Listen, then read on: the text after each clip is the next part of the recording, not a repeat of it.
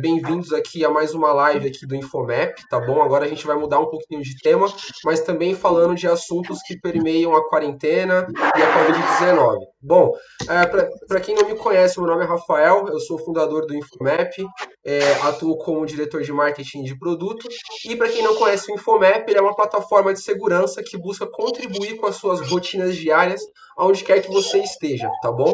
O nosso objetivo é entregar informação precisa, de qualidade e com agilidade para que você possa controlar a sua segurança diariamente durante as suas rotinas em qualquer lugar, tá bom?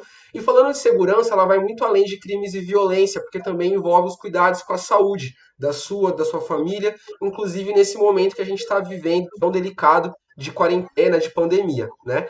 Mas, falando de crimes e violência, a gente vai falar hoje aqui de violência doméstica em meio ao isolamento que é obrigatório aí diante da pandemia que a gente está vivendo. E para isso, então, nós convidamos uma excelente profissional da área de segurança para dar um recado muito importante para vocês e falar principalmente para vocês mulheres que conhecem outras mulheres ou que estão sofrendo desse mal aí que a gente tem hoje em dia, né? A nossa convidada, ela é delegada da Polícia Civil com 12 anos de atuação. Ela é graduada em Direito, especializada em Direito Penal e é docente em cursos de graduação e pós-graduação. Hoje ela atua na Delegacia da Mulher de Uberlândia, em Minas Gerais, e com esse histórico profissional ela tem total propriedade para explicar para vocês como que está o cenário diante da violência doméstica em meio ao isolamento que a gente está vivendo, né? E também para tirar todas as suas dúvidas nesse tema. Então, sem mais delongas, vamos iniciar aí nosso conteúdo, nossa discussão com a delegada Lia Valete. Bem-vinda, Lia. Olá, Vamos. pessoal, boa tarde. Prazer em participar, poder informar. É isso aí. Obrigada pelo convite, pessoal do Infomap. Obrigado por aceitar o nosso convite. Vamos falar então um pouquinho, vamos definir um pouquinho desses crimes que a gente já vem discutindo. Então, o que caracteriza um crime de agressão e qual que seria a pena para alguém que se enquadra nesse crime? E também falando de um outro, não é um crime propriamente dito, mas uma ação, né, que é a violência contra a mulher. O que caracteriza isso também? E se não for um crime propriamente dito, qual seria o crime que se enquadra nesse caso e a pena dele? Explica um pouquinho pra gente. Então, comumente as pessoas falam em agressão, mas quando nós vamos intitular esse crime, né, não existe o crime de agressão no Código Penal. Existe um crime e uma contravenção penal. A contravenção penal, a gente fala que é um crime com uma pena menos grave, né? Então, Aham, mas ele não enquadra na categoria de crimes, inclusive, porque a penalidade possível é apenas a multa, né? Antigamente falava-se em prisão simples, que nem sequer existe mais. Então, a penalização dele é muito mais branda. Então, nós temos duas espécies que enquadrariam nessa situação aí de que a gente chama de agressão. Então, a lesão corporal, o próprio nome diz, né? Vai ser aquela agressão a um soco, um chute, um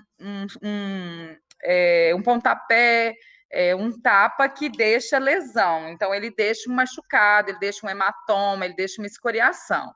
Então, entendi. essa é a lesão corporal que hoje nós temos uma situação que é considerada, né, como uma situação que agrava a pena, né? Então, ele deixa de ser uma lesão corporal simples e passa a ser uma lesão corporal no âmbito da violência doméstica, enquadrando no artigo 129, parágrafo 9 do Código Penal, que nessas circunstâncias se aplica tanto a homens ou mulheres, porque é a violência doméstica no âmbito familiar. Entendi. Então, esse crime ele tem a pena de 3 meses, detenção de 3 meses a 3 anos. E, em contrapartida, nós temos as vias de fato, que, como eu disse, a gente chama de contravenção penal e não de crime, cuja penalização é ainda mais branda, que é apenas a multa, e ele é aquela agressão, aquela ofensa física que não gera nenhum tipo de lesão. Então, é um empurrão, um tapa, um puxão de cabelo. Então, são esses dois crimes que nós podemos, né, enquadrar aí quando a gente fala em agressão contra a mulher. Entendi. Agora, agora a violência contra a mulher, ela é muito mais ampla, né? Ela abrange diversos delitos. Ela abrange diversos delitos. Dentre, aí a gente tem a lesão corporal, nós temos a ameaça, que seria uma. O pessoal fala muito em violência psicológica, então Aham. poderia ser considerado como uma violência psicológica. Porque o que é importante para o pessoal que está nos ouvindo que entenda? Que a gente tem uma situação abrangente quando a gente fala várias espécies de violência, a própria lei de proteção à mulher, né, que nós chamamos de Lei Maria da Penha, que é a Lei 11.340, ela fala em várias espécies de violência. Tudo Sim. é considerado como violência contra a mulher. Violência física, psicológica, moral, material. Mas para que a polícia possa tomar providências, né, para que essa violência se materialize, nós temos que ter um crime que descreve aquele comportamento que foi praticado pelo autor. Então, quando a gente fala em violência psicológica, o crime mais aproximado talvez seria a ameaça ou os crimes contra a honra, que é a injúria, que também entra dentro de uma violência psicológica ou moral. É a injúria, a calúnia, a difamação. Então, aí, quando a gente vai falar em violência contra a mulher, nós, né, temos uma situação muito mais abrangente, e aí pode englobar uma série de crimes, né? Vai desde o homicídio, a lesão, a ameaça, assim, eu falo da prática, né, da vivência dentro da delegacia de mulheres. Um dos crimes que nós mais temos depois da lesão corporal é a ameaça. Então, principalmente quando nós temos o rompimento da relação conjugal. Aham. Então, os ex-companheiros, ex-maridos, eles muitas vezes não conformados, né, com a situação da separação, é muito comum a prática da ameaça, dizer que vai matar, que vai machucar aquela mulher. Então, é um dos crimes que nós mais temos, sem dúvida nenhuma, é a ameaça depois da lesão e da vias de fato. Entendi. E a gente tem também muito a injúria, que são as ofensas verbais, né? Que é quando ele xinga a mulher, né? Usa palavras que ofendem a dignidade dela, o decoro.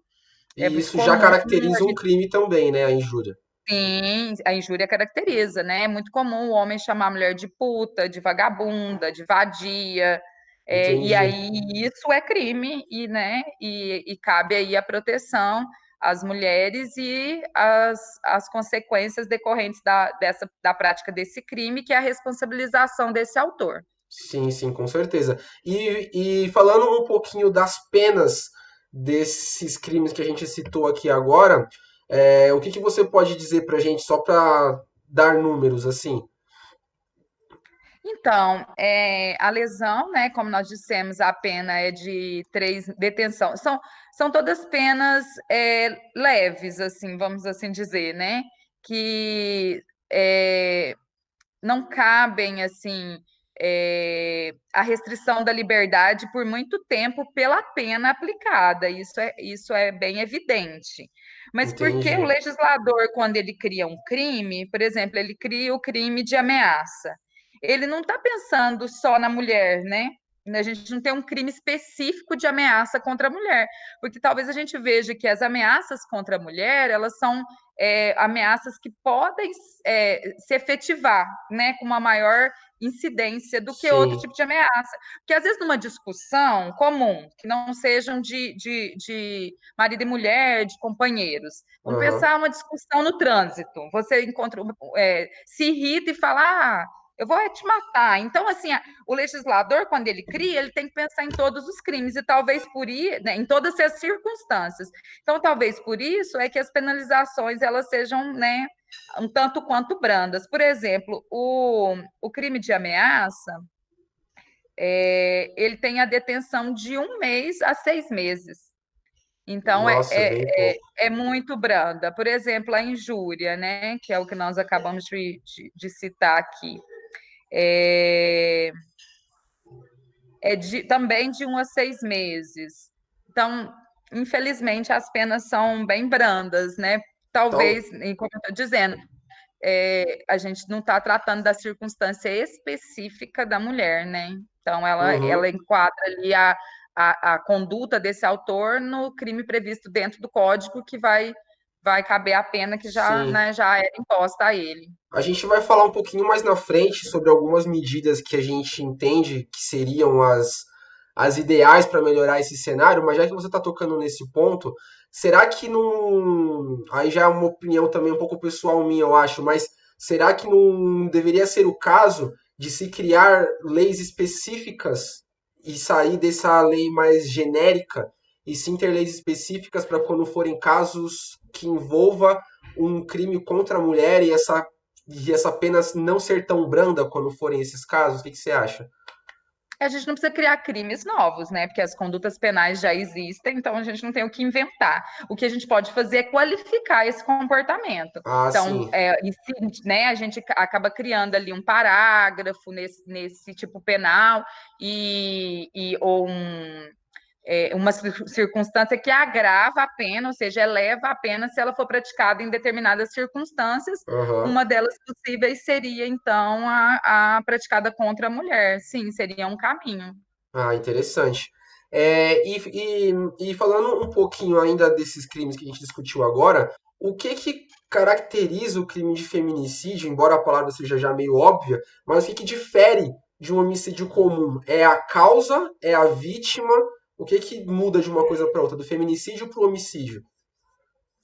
É, é, a motivação. Motivação. Então, é o fato de o autor praticar, né, a matar aquela mulher, ou tentar matar, né, porque a gente pode ter tanto feminicídio consumado como tentado, tentar matar aquela mulher simplesmente pelo fato dela ser mulher, pela sua condição, pelo seu gênero feminino. Entendi. Então, é isso que caracteriza o feminicídio. Então, se tratar de um homicídio de mulher, mas que não tem essa motivação, porque o que acontece em relação aos crimes de feminicídio, né, que são geralmente companheiros, ex-companheiros, que vão praticar o crime justamente pela condição né, daquela pessoa de ser mulher. Então, é isso que faz o crime ser.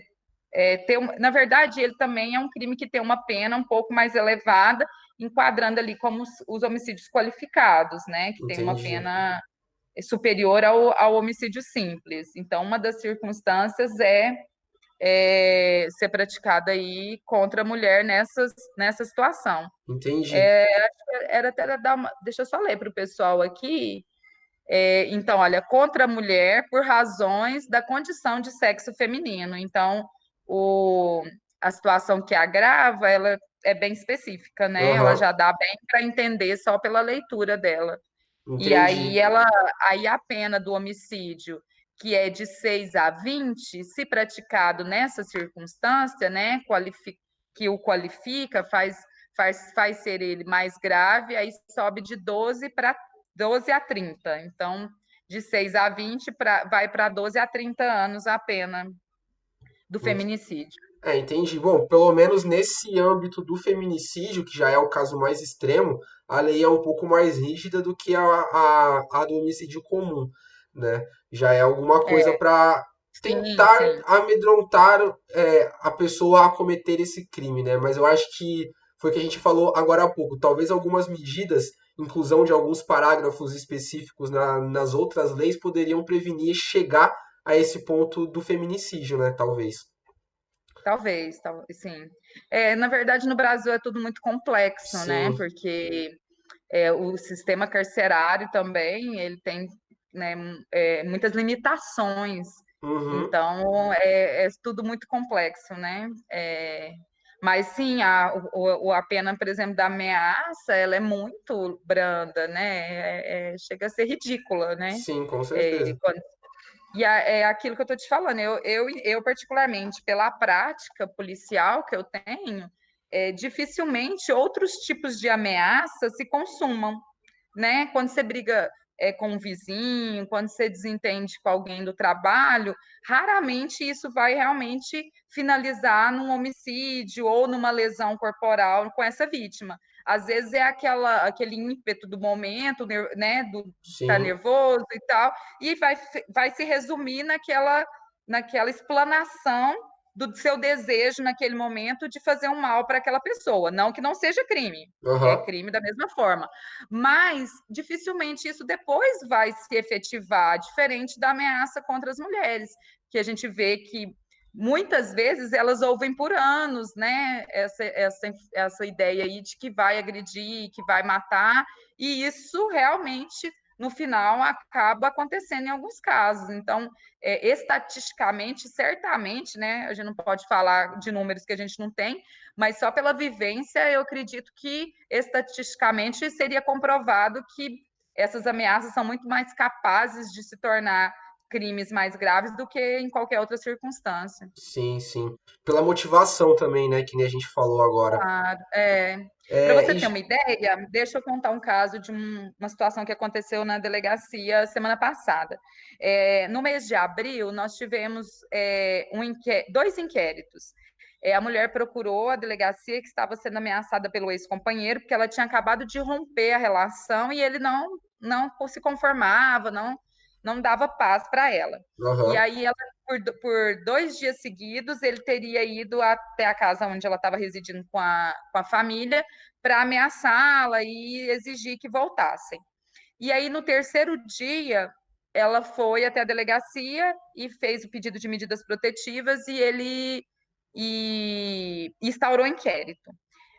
E aí ela saiu da cidade como uma forma de se proteger, que inclusive foi muito sensata. aham, E aí ele passou a perturbar a sogra, porque ele queria achar ela e ele queria ficar com ela. E aí a sogra chamou a polícia e ele foi preso por essa perturbação à sogra. aham, Então nós tínhamos duas situações envolvendo esse mesmo autor. E aí, um pouco mais de um mês depois, na semana passada, no dia 13, ele entrou na casa dessa sogra, porque a ex-companheira já tinha voltado para a cidade, e ele entrou na casa da sogra juntamente com outros dois autores, todos eles estavam armados, e ele sequestrou e manteve essa companheira, ex-companheira, por mais de 32 horas em cárcere, e sempre fazendo muitas ameaças, armado com uma pistola. Então, ou seja, ele já tinha dito que faria um mal a ela, e isso acabou se efetivando pouco mais de um mês depois. Então, dificilmente em outra situação que não fosse essa, né, envolvendo a violência doméstica, essa questão passional, vamos assim dizer, isso se efetivaria. sim, é verdade.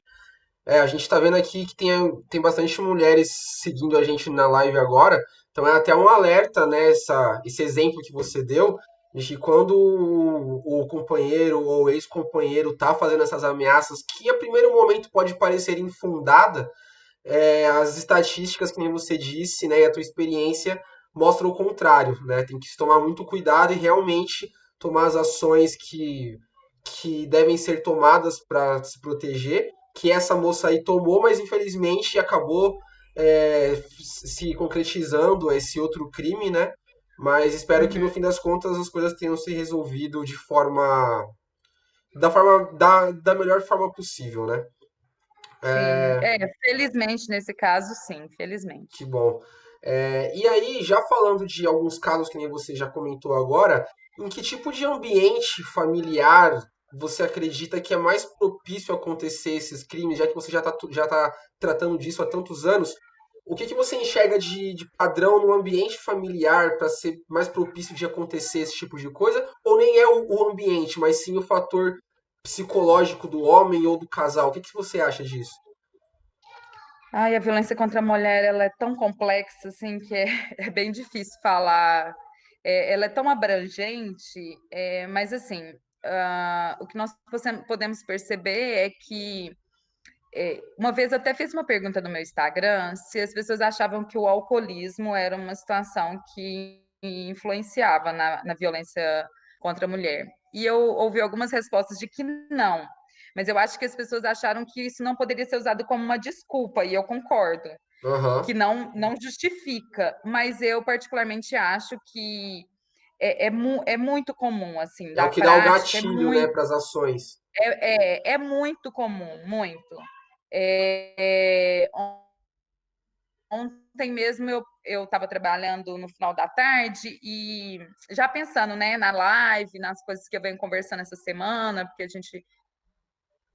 porque eu fiz outra live no começo da semana, porque eu comentei que é, as agressões começam e elas não cessam, ou elas continuam ou elas ficam mais graves, né? Aham, A violência num contexto geral. E aí o caso que ontem eu estava relatando a agressão começou porque ele chegou em casa embriagado e ela foi questionar. Então, isso é muito comum. E, inclusive, a gente percebe que aos finais de semana, em que as pessoas, né, acabam fazendo um consumo maior de bebida alcoólica, que a incidência de crimes de violência doméstica é maior. Então, se a gente pode falar num dos ambientes, né, em que isso se torna mais propício, é sem dúvida o do uso de bebida alcoólica ou do próprio alcoolismo. E aí, uma situação que até um pouco grave é que hoje as mulheres também fazem um consumo alto de bebida alcoólica. Então, passam os dois a consumir bebida alcoólica e ali acaba se tornando, né, um ambiente propício e elas agridem e eles também as agridem. Então, assim, eu acredito que se for um ponto que eu precisar pontuar, seria sim o consumo imoderado de bebidas. de Mas, bebidas mas é claro, e, mas é claro inclusive, que a. diga. Ah, pode falar. É que eu ia só falar aqui de um comentário que mandaram aqui na live, que confirmaram isso que você disse, né? Que o uso de bebida alcoólica influencia, e também de outras drogas, lícitas ou ilícitas, que também influenciam, né, nesse Ah, comportamento. verdade, verdade, verdade. Foi muito bem lembrado quem fez esse comentário. É verdade. Hoje em dia, né, a gente tem infelizmente, um consumo maior de drogas ilícitas também. E aí a pessoa fica totalmente fora de si, né? E aí sem dúvida nenhuma, um ambiente também muito propício. Sim.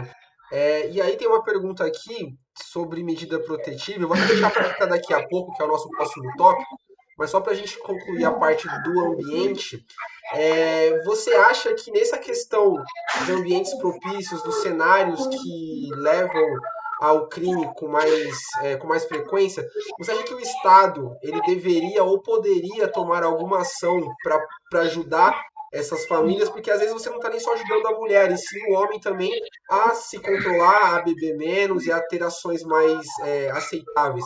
Você acha que o Estado deveria e poderia interferir para melhorar isso de alguma forma? É, eu sempre fui muito defensora de um atendimento psicossocial mais mais abrangente, vamos assim dizer, né? Porque aqui em Uberlândia a gente tem uma felicidade de ter um sistema que funciona até razoavelmente bem, as pessoas têm acesso a esses serviços. Mas eu acho que se essas famílias, né, pudessem ser acompanhadas mais de perto por psicólogos e assistentes sociais, assim, eu acho que isso ajudaria muito, porque traria uma maior consciência dos direitos e deveres, né? E a gente vê que hoje são muitos os problemas emocionais que as pessoas vivem e elas não sabem muito bem lidar com isso. Aham, Então, verdade. isso talvez traria uma maior força para essas mulheres saírem dessas relações abusivas, traria uma maior confiança, confiança não, um tratamento, talvez, para o homem que talvez por ciúme ou por outras causas não consegue, né, aceitar o fim da relação ou mesmo se portar de uma forma melhor dentro daquele relacionamento. Então, eu acho que isso poderia ajudar se a gente tivesse assim um atendimento. Como tem o médico da família, sabe? Acho que Aham. teria que ter assim o psicólogo da família atuando de uma forma assim muito mais frequente, e para isso a gente teria que ter muito mais profissionais dessa área, né? Sim. Trabalhando nessa área psicossocial. Eu vejo assim como um fator que talvez pudesse ajudar muito essas famílias. Sim, mas além disso tudo, eu acho que também é, as propagandas que passam na TV, na internet, que são feitas pelo governo, acho que talvez deveria também, nesse sentido que você disse agora, né, da ajuda psicossocial, essas propagandas deveriam instruir as pessoas a aceitar e procurar essa ajuda, porque às vezes não adianta só você disponibilizar o médico, mas a pessoa não está apta a se ajudar e aceitar ajuda, né? Então talvez também envolve aí uma questão de um marketing do governo para fazer Ah, com que as pessoas aceitem isso e procurem essa ajuda, né? é verdade. Lá na delegacia, nós não trabalhamos só com a proteção à mulher, lá a gente também atende os idosos, né? Tem a proteção aos idosos e às crianças. Então, frequentemente, nós recebemos relatórios dos órgãos que fazem esse atendimento psicossocial aqui na cidade, né? Que aqui é o CREAS que faz. Aham, E aí, muitas vezes, as técnicas elas constam lá no relatório a resistência das famílias, a rispidez com que as recebem. É claro que, em alguns casos, né, é característico até da decorrência da violência que elas estão praticando contra os filhos, por exemplo, ou contra o idoso. Então, elas não querem abrir aquela residência para os técnicos, né? aham. Então, mas assim, a gente percebe que tem isso mesmo, tem uma resistência grande. Muitas vezes tem o serviço e ele ou ele não é procurado, ou ele não é bem aceito. Então, a educação nesse aspecto, né, a divulgação, a conscientização também seria um trabalho bem relevante. Sim, com certeza. Para mudar a cultura também, né? Nós precisamos, né? E E aí a aí, gente parte lá do pressuposto que é a educação sempre, né? sim, sim, com certeza. E aí tem uma pergunta aqui sobre qual é o momento de solicitar a medida protetiva. Então vamos já entrar nesse assunto e aí já vou alinhar com um dos pontos que a gente tinha aqui, que é como que funciona a medida protetiva. Qual que é o processo de se solicitar a medida, para a medida sair e entrar em vigor. Então explica para a gente um pouquinho de como que funciona e já respondendo a pergunta da live, qual que é o momento que a mulher precisa entender que é a hora de solicitar essa medida? Então, é muito pessoal esse momento, né? É porque só ela sabe o que ela está vivendo dentro daquela relação abusiva. Sim, Só ela sabe qual é a violência, né? Quais são as características daquele homem, porque nós não o conhecemos. Quem conhece é a vítima, né? Então, ela sim. sabe. Muitas vezes eu recebo mulheres lá em que o relato da violência ele não é muito grave, mas elas explanam, eu tenho muito medo dele. Aí a gente começa a tentar entender, mas por que medo? Olha aqui, o que foi o contexto disso aqui, aí elas vão, né, muitas vezes explicar por que, que elas sentem tanto medo. Aham. Então, isso acaba sendo uma situação muito pessoal, e é por isso que é preciso também ter muita consciência, né, de procurar esse serviço realmente quando você necessite, porque se tem uma coisa que me deixa muito indignada e frustrada, são aquelas mulheres que utilizam da proteção que existe na lei para conseguir outros benefícios e acabam a gente deixando de atender uma mulher que realmente precisava daquilo ali, em razão dessa demanda aí que não é correta. Por Aham. exemplo, eu já tive casos na delegacia da mulher pedir a medida como uma forma de forçar o ex-marido a conceder o que ela desejava dentro da separação. Olha só. Então, então, assim, eu falo que eu sou uma delegada da mulher, que às vezes as pessoas utilizam esse título, né? Delegada da mulher, não é bem, né? Eu sou delegada da delegacia especializada de atendimento à mulher. Mas eu sou uma delegada da mulher realista, assim, eu sei que nem todos os casos a mulher tem razão, nem todos os casos, assim, a gente analisa todos os casos com muito cuidado e muita delicadeza para também não estar praticando injustiças. Muitas Sim, vezes a gente vai praticar, porque a informação já chega pronta para nós, né? Então, muitas vezes não vai ser possível a gente identificar que aquilo ali não é o correto, mas a gente tenta muito fazer isso. E aí, voltando na questão da medida protetiva. Então, o momento é o momento em que essa mulher sente que ela precisa do que a lei concede como medida protetiva. As que nós mais conhecemos, né, que são as mais solicitadas pelas mulheres é a medida de não aproximação. Então, o indivíduo tem o dever de ficar, não pode se aproximar, né? Tem que ficar afastado até 300 metros dessa vítima. E Aham. o não contato. Então, ele também não pode fazer nenhum tipo de contato por telefone, por redes sociais, por mensagem. É, e aí tem outras, por exemplo, a restrição de porte de arma, quando é um autor que tem o porte, né? Legalmente falando. Sim, Porque aqui não tem, na verdade, se ele está usando uma arma, ele já está praticando outro crime aí.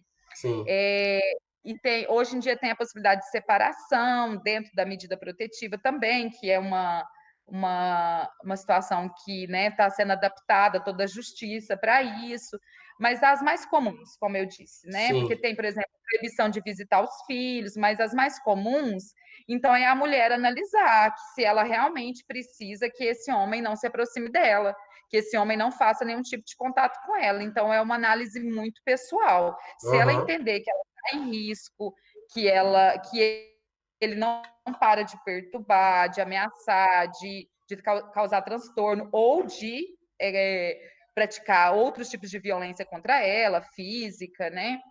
Aí é o momento de solicitar a medida protetiva. Entendi. E como que funciona o O processo? Ela procedimento é o vai na seguinte: delegacia, ela dá o seu é importante. depoimento? O processo é assim.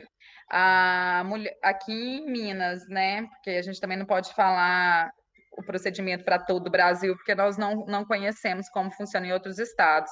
Mas aqui em Minas, a mulher registra o boletim de ocorrência, que ela pode registrar em alguma companhia da Polícia Militar, em algum posto da Polícia Militar, ou lá na própria delegacia. E aí é feita a oitiva dessa mulher.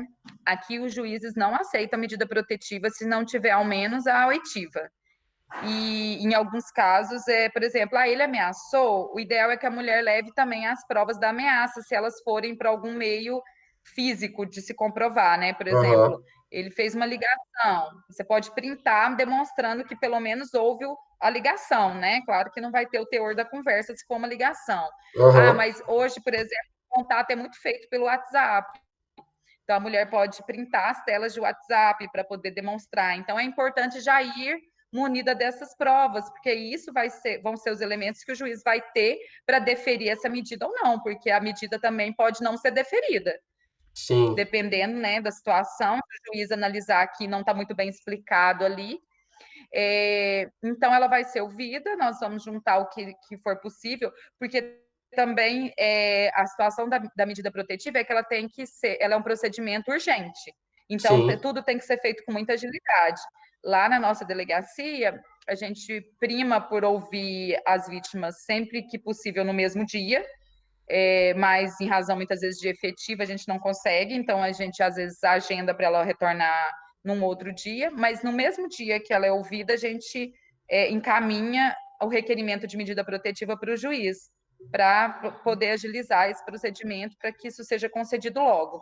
E aí o juiz lá vai analisar e vai deferir a medida, intimando essa mulher da concessão, ou seja, para ela ficar ciente de que aquele autor, né, o companheiro, o ex-marido, ele não pode mais se aproximar, ou não pode fazer mais algum tipo de contato, ou qualquer outra das aham, medidas, ele também vai ser intimado disso, porque a gente tem um crime decorrente do não cumprimento dessa medida, que ele só existe se esse homem estiver ciente formalmente falando. sim, Então, naturalmente.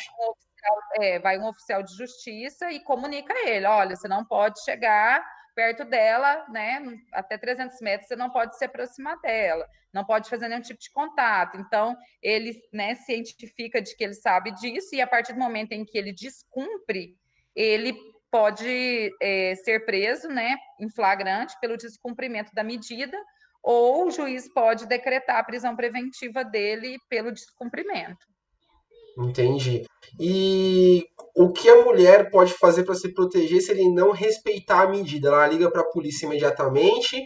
Ela aciona algum outro órgão responsável? Como que funciona se ela vê que o autor não está respeitando a medida protetiva que foi deferida pelo juiz?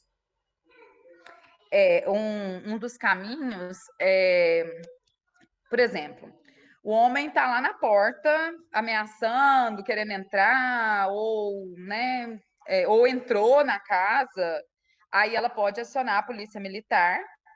Estamos falando de Minas, né? Mas acredito que todo lugar vai ser assim. Ela pode acionar a polícia militar e o policial militar que for até o local e encontrá-lo pode efetuar a prisão em flagrante dele lá. Uhum, Agora vamos pensar uma situação que ele vai ou que ele faz o contato, mas que não é possível prendê-lo em flagrante porque ele evade. Aí ela tem que procurar a nossa delegacia para informar do descumprimento dessa medida. E aí nós vamos instaurar um novo inquérito pelo descumprimento da medida e o juiz vai tomar conhecimento disso para, se for o caso, ele decretar a prisão preventiva. entendi. Legal. Bom, pessoal, se vocês tiverem dúvidas aí, mande pra gente, tá? Se for de medida protetiva, se for de pena, dúvidas sobre qualquer outra questão que envolve a violência doméstica, só mandar pra gente. Eu vou falar então rapidamente de algumas estatísticas, só para contextualizar aqui a nossa conversa. Eu estou pegando essas estatísticas do site da Avon.com.br, o Instituto Avon, né? Que eles estão com um movimento, uma campanha para ajudar as mulheres. Inclusive, se vocês procurarem por conteúdos nas redes sociais com a hashtag isoladas sim, sozinhas não, vocês vão ver muitos conteúdos da Avon, nossos também, que é para procurar ajudar vocês e todas as mulheres com relação a esse assunto, né? Então aqui no site tem algumas estatísticas que eu acho relevante a gente passar para vocês, que é o seguinte: 26 mil por cento é o acréscimo do assédio virtual nos últimos 3 anos. Então a gente pode até discutir isso daqui a pouco, falando que os crimes não são só físicos, mas também virtuais, né? 23% indica violência física, já como desabafo mais expressivo no meio social, né? 60% das mulheres assassinadas por serem mulheres, que é o que caracteriza o feminicídio, morrem até os 40 anos de idade. Então, olha só, a estatística de vida aí, né, é bem baixa. 61% das mulheres assassinadas são negras, então isso já diz também um pouco sobre a parte social, parte ética também, né, desses crimes. 90% dos assassinatos de mulheres é cometido pelo companheiro ou ex-companheiro, que é o que a gente está falando desde o começo da live já sobre isso, né? Uh, 2 em cada 3 estupros no Brasil acontecem com crianças menores de 14 anos. Então, durante o isolamento, se seus filhos, suas filhas, sobrinhas, netas, etc., forem ficar sozinhas em casa, tenham ciência desse número que é bem preocupante também, né? 82% dos casos acontece com mulheres e meninas, né? Mas aí já falando no geral de violência doméstica, e a cada 4 horas, ou desculpa, a cada hora, 4 meninas até 13 anos são estupradas no Brasil. Então são números realmente preocupantes, são números que a gente não fala só de um estereótipo de mulher, mas de mulheres em todas as classes sociais, cores, idade, faixa etária e por aí em diante, né? Então por isso que a gente está fazendo essa live aqui agora e criando um conteúdo para tentar ajudar a todas elas o máximo possível, né? Ah, e aí, então, era só para dar um resumo dos números. Vamos voltar aqui para o nosso conteúdo. E aí, você quer fazer algum comentário dos números, ô Liam, ou tá tranquilo? Não, é isso mesmo. É como te disse, eu acho complicado fazer levantamento de números, né? Porque a delegacia, pela quantidade de trabalho que nós temos, a gente não tem nem funcionários, nem tempo para isso. Sim, sim. Então, assim, eu gosto de falar de números que eu conheço. E Aham. como eu não os tenho, então eu prefiro me abster de comentar. Não, tá certo. Até na outra live que eu fiz, né, a gente foi falar de aumento e eu falei de alguns números que eu tinha de registros de ocorrência que não podem ser pela Polícia Civil ou pela Polícia Militar e que não caracterizam necessariamente que aconteceu um aumento nesse período de isolamento social, porque, por exemplo, em abril, no ano passado, tinham ocorrido 345 registros, e Aham. agora, nesse ano, foram 329. Mas pode ser também que não houve a denúncia, né, também, Sim. porque, né, as mulheres, né, estão isoladas. Então, assim, é tão complexo, né, que eu prefiro, melhor a gente não falar muito em números. Tá certo. Mas vamos falar então um pouquinho de formas de denúncia. Explica pra gente aí em Minas quais são as formas de denúncia que as mulheres têm para poder se proteger diante do isolamento e das agressões. Então, eu sempre aproveito esses momentos, né, de informar a população que a melhor forma de denunciar é procurando a delegacia. Aham. E assim, é, tem uma divulgação muito grande pelas denúncias por meios virtuais, por exemplo, 180, aqui em Minas a gente tem um Disque Denúncia que é 181, mas aí não se explica, né, para a população que há crimes que dependem da representação da vítima. Então, a vítima acha que ela só porque ela ligou ali morreu a história e aí vai acontecer todo o processo. E isso não é verdade. Por exemplo, a ameaça, a injúria, o dano, são crimes que dependem da vítima manifestar expressamente o seu desejo de representar. E Uhum. aí, se a ligação é feita para o 180 ou para o 181 ou para qualquer meio em que ela não é identificada, eu não tenho como saber se foi ela que fez. Então, Sim. eu não tenho como instaurar nenhum procedimento. O que a gente costuma dar mais. Costuma não, né? Que a gente dá o andamento é para o caso de lesão corporal, porque aí a gente vai averiguar essa denúncia, já que nesse caso a ação pública é incondicionada, ou seja, independente da mulher querer ou não, né? O processo, o inquérito tem que acontecer e, consequentemente, a ação penal. Então, eu falo que a melhor forma é ir até a delegacia, né? Até porque, por exemplo, aqui em Uberlândia, nós trabalhamos, a delegacia funciona dentro de um centro integrado de atendimento à mulher. Então, ela vai ter um acolhimento inicial que é muito relevante e que vai possibilitar o encaminhamento dela para outros serviços que não só o da delegacia, porque o serviço principal da delegacia é a responsabilização do autor. Sim. Então, não é um trabalho voltado especificamente para a vítima, né? Claro que, consequentemente, né, em razão do nosso trabalho aí para a responsabilização desse autor, e agora, né, depois da Lei Maria da Penha, com a possibilidade da medida protetiva, acaba que vai atingir a vítima também o trabalho, né? Vai beneficiar, vamos falar melhor, a palavra seria essa, beneficiar a vítima. Mas, por exemplo, lá no nosso Centro Integrado de Atendimento à Mulher, essa vítima vai ter um atendimento psicossocial inicial, então, às vezes, ela vai precisar, por exemplo, de um encaminhamento para um acompanhamento psicológico. A gente tem aqui em Uberlândia a patrulha de prevenção à violência doméstica, que é feita pela Polícia Militar, então, às vezes, vai ter o acionamento dessa patrulha. Então, assim, é muito mais completo o serviço. Então, a Sim. melhor maneira seria essa. Hoje nós tivemos uma grata notícia, assim, estou muito feliz mesmo. O governador de Minas, ele assinou ontem, né, entrou em vigor ontem uma lei que possibilita a mulher fazer o registro do crime de violência doméstica ao qual ela foi vítima na delegacia virtual. E aí isso é Ótimo. muito bacana, mas nesse momento de pandemia, tá? Desculpa, Aham. não especifiquei, nesse momento específico da pandemia. Entendi. Mas isso vai ajudar a salvar muitas vidas e evitar a contaminação, né? Porque você estava comentando mais cedo que nós tivemos uma escrivã que contraiu o Covid, possivelmente trabalhando, e então a lei, além dela possibilitar que a mulher faça a ocorrência pela delegacia virtual, a delegacia vai poder fazer a oitiva dela por telefone. Olha, Então, ótimo. esse é um meio muito vai garantir uma agilidade muito grande, Sim, com né, para a certeza. realização do nosso trabalho, e aí a gente vai poder atender um número maior de vítimas, e aí nesse momento tão difícil, foi uma iniciativa, assim, realmente excelente, que nós estamos muito satisfeitos, assim, de ter de terem lembrado, né, Sim, e sim. procurado também ajudar aí essas mulheres que estão passando por situações tão graves dentro de casa.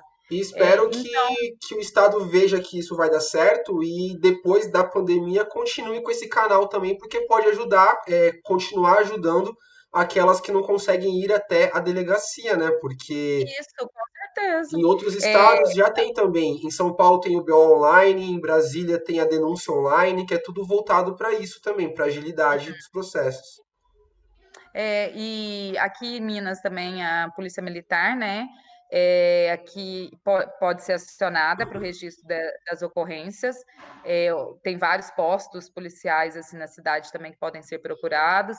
E a gente tem um aplicativo também que chama Salve Maria, que é utilizado também para denúncia.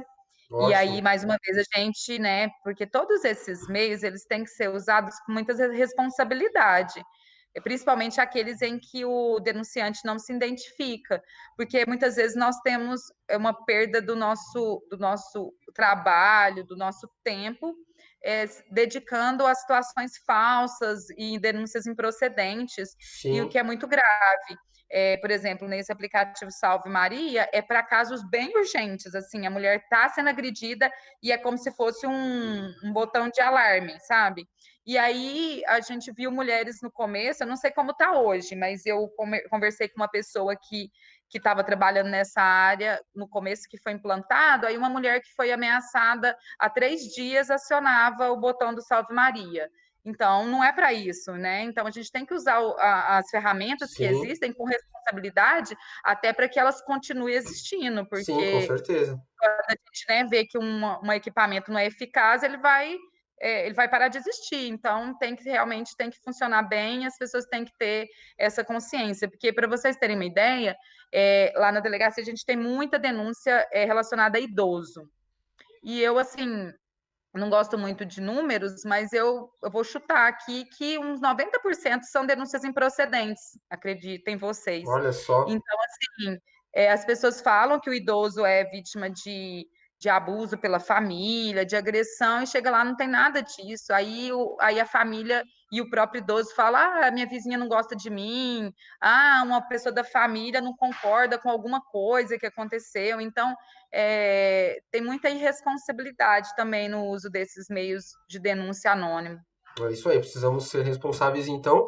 E falando em formas de denúncias online, o Infomap também, a nossa plataforma, é uma das formas que as mulheres podem utilizar para registrar as denúncias de violência, de agressão, de crimes cometidos dentro aí do âmbito familiar, tá? Para quem não conhece, no Infomap é muito simples, ele é gratuito, você pode baixar na Play Store ou na App Store e você preenche um formulário muito básico e faz a sua denúncia e a gente toma aí as medidas para tentar te ajudar e também nós vamos mapear na região aí da sua casa, do seu bairro, que teve essa denúncia assim que ela for aprovada, tá bom? Então o nosso intuito também é ajudar vocês na denúncia e no mapeamento de segurança da sua cidade, do seu bairro também, ok?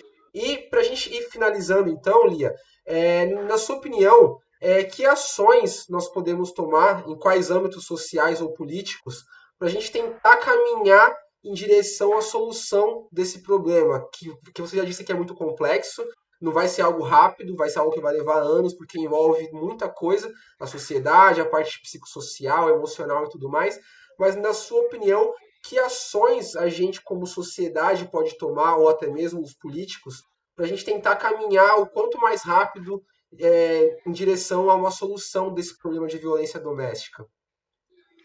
Eu acho que, assim, uma das situações é que até houve uma alteração na lei de violência doméstica, com essa preocupação, que eu acho que é bem relevante, de que os homens que praticarem algum tipo de violência, eles terão como uma das penas uma espécie de um curso, vamos assim dizer. Então, assim, um tratamento para esse homem, porque o que é muito comum a gente vê na delegacia é que o homem troca de companheira, de cônjuge, mas ele continua repetindo Com o mesmo aquela comportamento. é aquele comportamento de violência. E o contrário também, né? As mulheres trocam de companheiros e continuam tendo companheiros violentos. Então, assim, eu volto um pouquinho naquela história lá, né, do psicossocial, do atendimento, do trabalho com o emocional, com o psicológico das pessoas, que eu acho que precisa ter mais por parte do Estado e aí e até do próprio indivíduo, né, de Sim, saber que ele não está bem, que ele precisa de ajuda, que ele pode melhorar, e aí uma busca por isso. Então, é bem importante esse ponto que surgiu da gente trabalhar com esses homens, né, autores de violência, para que eles não reincidam nesse comportamento violento.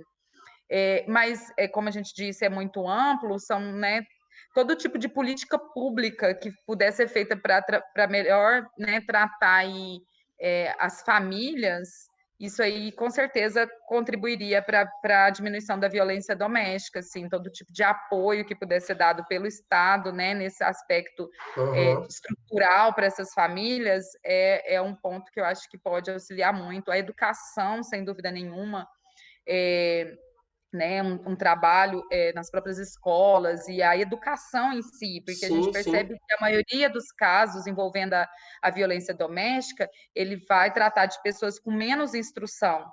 Não que não existam, né, em todas as classes sociais ou em todos os níveis de instrução, mas as pessoas menos instruídas, elas praticam mais a violência doméstica, sem dúvida nenhuma. sim, Então, sim, a educação em si, né, a possibilidade, né, de educação para todos, é ela implicaria essencial, né? na diminuição, sem dúvida nenhuma, da, da violência doméstica, assim, e a estruturação também melhor das delegacias, porque quanto mais a gente tiver, né, um trabalho ali, além do trabalho policial, que é o nosso fim, né, em si, mas se a gente pudesse ter uma estrutura melhor né, em todos os estados e aí a gente tivesse ali uma possibilidade de fornecer um acompanhamento psicológico para essa vítima, né? Que é a história que eu estou falando, que é para ela depois não achar outro companheiro que vai praticar os mesmos Sim, sim, abusos, né? E, e poder ter né, ter um cuidado um pouco melhor com a autoestima, com o emocional dela. Até no mês da mulher nós fizemos um projeto bem bacana com o apoio de umas pessoas aqui da cidade que foram fundamentais nisso, que a gente forneceu uma oficina de autoestima para as mulheres vítimas. olha que É, legal. isso, então, assim, elas precisam resgatar, elas precisam.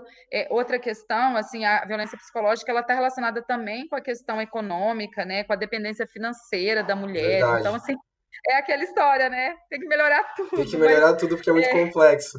mas assim, quanto mais independente a mulher é economicamente, né? Então, assim, aí vem a história da educação, do profissional, né? Profissionalizar essa mulher também é muito relevante, porque aí ela consegue sair, né, desse ciclo de dependência, de uma série de Sim. dependências. Eu acho Então, que, no fim das contas, a educação é a chave de tudo para mudar tanto a cultura do homem, como também para preparar a mulher de não ficar dependente e não causar esses conflitos que você disse agora, né? Então, acho que a educação como um todo, mas também social e comportamental, vai ser a chave para a gente conseguir mudar essa cultura que a gente vive hoje, né?